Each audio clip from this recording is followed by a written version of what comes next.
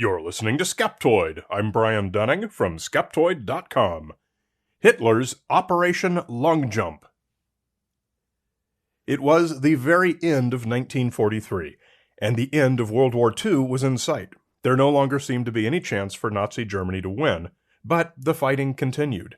The Big Three, leaders of the Allied powers, Joseph Stalin of the Soviet Union, Winston Churchill of the United Kingdom, and Franklin D. Roosevelt of the United States, had their first meeting together to discuss war strategy, codenamed Eureka.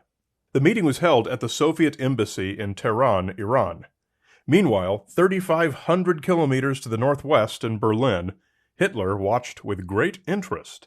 What if an unfortunate accident should take place, and all three world leaders were to die tragically? It was certainly a compelling opportunity. And this opportunity touched off one of the great enduring mysteries of World War II, the case of the apocryphal Operation Long Jump, Hitler's actual attempt to assassinate the Big Three at the Eureka meeting. What's the mystery?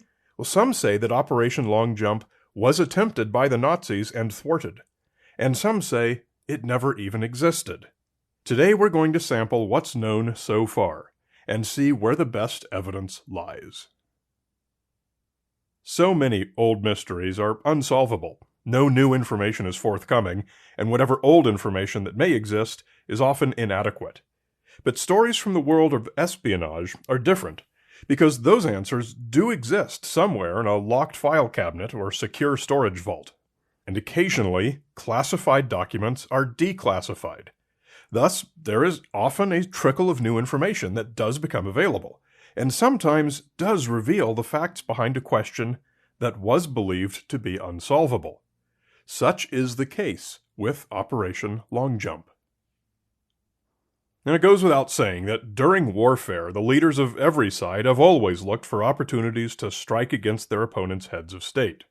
And so we can say for a certainty that the Nazis were watching the Tehran conference very closely, and doubtless they talked about whether it might present such an opportunity. By that time, the Nazis were not so much looking for a way to win the war, but of having replacement heads of state who might be willing to work out a post-war agreement more favorable to Germany than would the Big Three. Indeed, talk of how to divide Germany after the war ended up being a major theme of the Eureka meeting. But for Germany to actually assassinate the Big Three all at once would be both difficult and risky. First, such a mission would be a war crime, worthy of yet another noose around the necks of participating Nazis. Second, doing this in Tehran would be exceedingly difficult. Iran had just declared war on Germany only 2 weeks before. Plus, it was heavily occupied by Russian and British troops. Getting a commando team into the seriously militarized Tehran and past the substantial security around the Big Three was a fool's errand. In all probability, any assets sent in would be lost, and the plot revealed. So it's not at all a slam dunk that the Nazis would have tried to do this.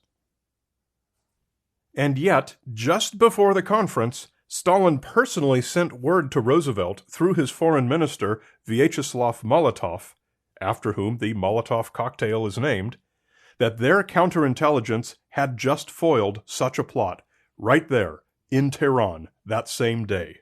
Stalin urged Roosevelt to relocate. The Americans did not have an embassy or an ambassador in Tehran.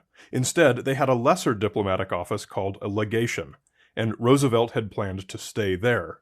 It was located on the outskirts of town, while the British and Soviets both had substantial embassies next door to one another inside a fortified and walled compound. The meetings had been planned to be held at the American legation, as it was difficult for Roosevelt to travel.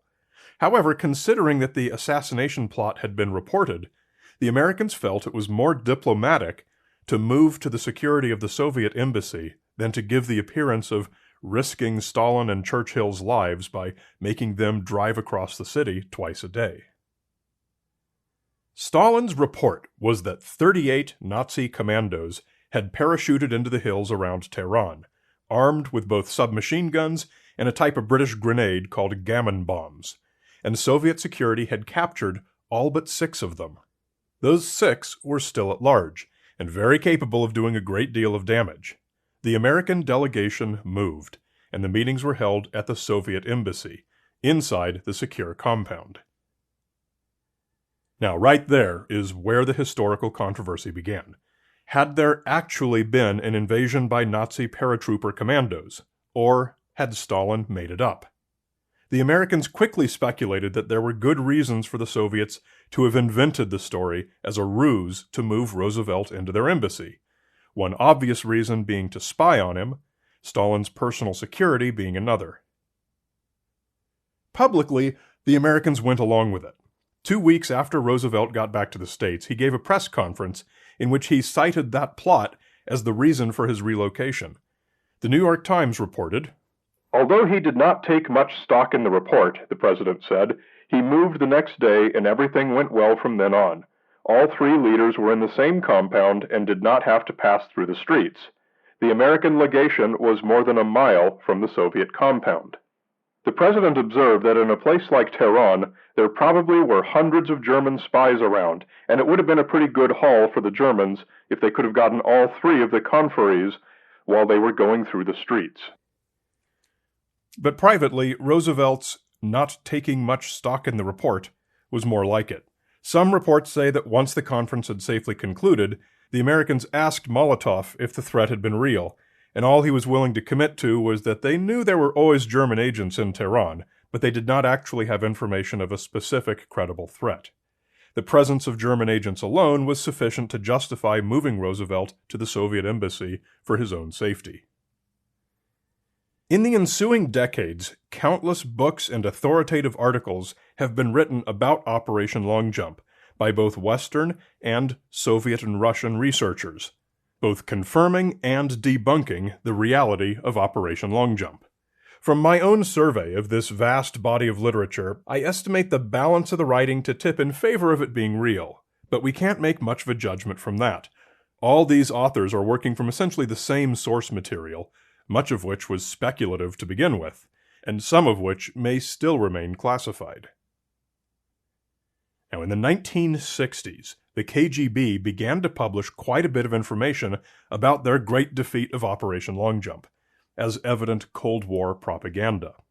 It was during these days that the first details emerged of a tremendously complex plot with a full cast of characters, the same who now appear in all the books. The story had a new opening now. Before the raid, an NKVD agent, a precursor to the KGB, undercover as a Wehrmacht officer, became friendly with a German commando who liked to talk a lot when he drank. His name was Hans Ulrich von Ortel, and once he had a few drinks in him, he blurted out everything about the great new Operation Long Jump in which he was about to participate, and would kill all the big three in Tehran. To make a very long story very short, the NKVD passed this along to Stalin's security people in Tehran, and so they were ready when the paratroopers landed. Whether all these new details were true and were simply declassified, or whether the Soviets made them up as propaganda, there isn't really any way to know for sure. But the same basic plot, and it goes into all kinds of twists and turns worthy of a James Bond film, is found in all the books today. In addition to many 20th century books, later ones include Adrian O'Sullivan's 2014 Nazi Secret Warfare in Occupied Persia, which finds that the entire tall tale was cooked up as pure Soviet propaganda, and Howard Bloom's 2020 Night of the Assassins, the untold story of Hitler's plot to kill FDR, Churchill, and Stalin, which firmly concludes that the story was absolute fact. Another of these books was written by the man who is said to have been the actual head of Operation Long Jump, the famous Nazi commando, Colonel Otto Skorzeny. Skorzeny had been responsible for many famous commando raids, most of them reading like they were straight out of Hollywood, a few of them even topping anything Hollywood ever conceived of. And he was also a good soldier and played by the rules, having been acquitted of war crimes in the Dachau trials of 1947. In his memoirs, published 32 years after his death, Skorzeny stated that Operation Long Jump never existed at all, and claimed that he'd been named as its commander simply because he was known to the Allies as one who did such operations, and attaching his name would give the story credibility. He also said that there was no such person as Hans Ulrich von Ortel. It was a persona made up by the Soviets. Both of these claims are contradicted by Hungarian author Laszlo Havas, who, upon hearing the KGB's newly released information, met with Skorzeny at his home in Madrid in the 1960s and interviewed him, according to his 1967 book, Hitler's Plot to Kill the Big Three.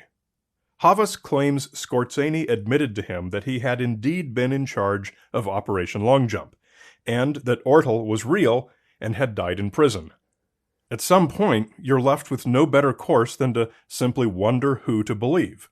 Did Havas lie about what Skorzeny told him, or did Skorzeny simply humor this young writer with a tall tale? For its part, the American CIA has no doubt that Operation Longjump was a Soviet concoction that never happened.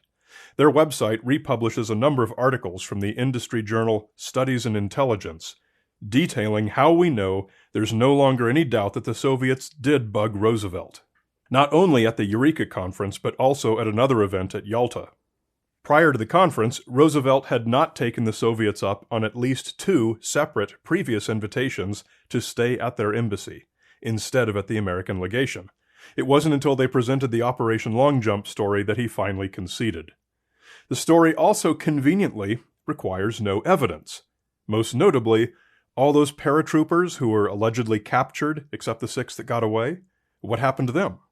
Well, in the Soviet narrative, they were mysteriously disappeared after being captured and interrogated by the NKVD, as was the common practice.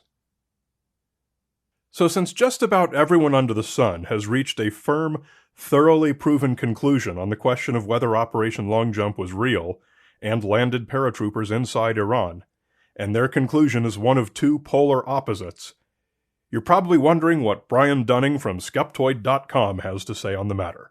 On this question, I'm going with, drum roll please, I have no idea.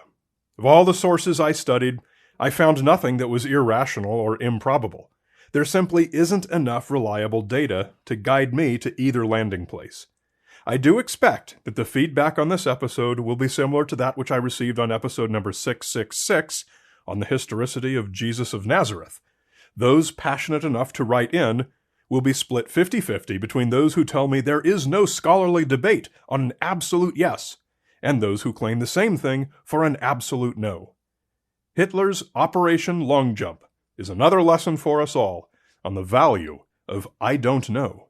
Very often, the most intellectually honest of all possible answers. In the same way, the most intellectually honest of all possible people are Skeptoid Premium members Stephen Sanderson, James, Brandon S. Russell, Dan the Princess Man, and Spiro Kondos. Your premium membership is what keeps us afloat. If you love the show, then make this a two-way street. For just $5 a month, tax-deductible for U.S. taxpayers, you can help ensure that this material is out there for those who need it for years to come. Just come to Skeptoid.com and click Go Premium. And everyone should consider getting the Skeptoid books. They make great bathroom reading, and they're awesome gifts for people who don't listen to podcasts, which is still most people. Get them in our online store at Skeptoid.com/store. You're listening to Skeptoid, a listener-supported program. I'm Brian Dunning from Skeptoid.com.